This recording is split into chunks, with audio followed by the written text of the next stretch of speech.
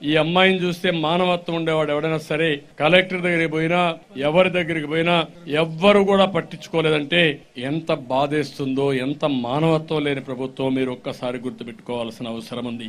ఇలాంటివి చూసినప్పుడు చాలా బాధేస్తుంది.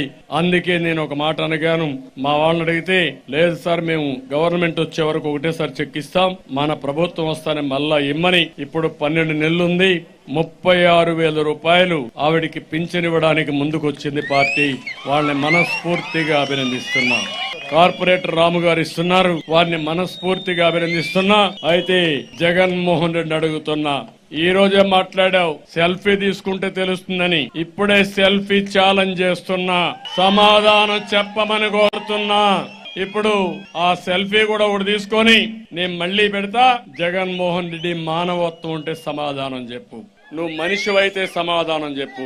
ఎదురుదాడి చేయడం కాదు, ఎదురుదాడి చేయడం కంటే సమస్యల పరిష్కారం కోసం ఎవరు చెప్పినా ఇన్ని సమస్యల పరిష్కారం చేస్తే నీకు కాస్త కూస్తో మర్యాద ఉంటుంది, లేకపోతే నువ్వు చరిత్రహీనుడిగా మిగిలిపోతావు. ఇలా వంటి వారి జీవితాలతో ఆడుకోవడం చాలా నీచం అని చెప్పి మరొకసారి తెలియజేసుకుంటూ, ఇది ఈ పెన్షన్ ని ఆ ఫ్యామిలీకి ఇస్తున్నా. నా ఫోన్ ఎక్కడుందా?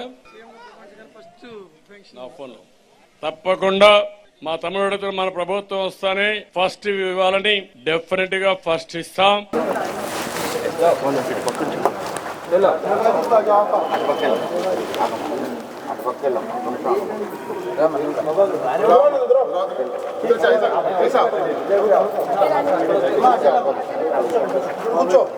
గణేష్పతి వెనకలమ్మా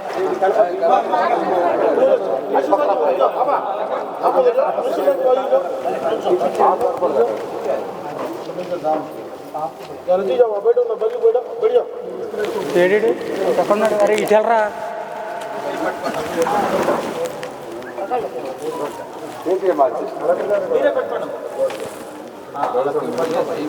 ఇద్దరు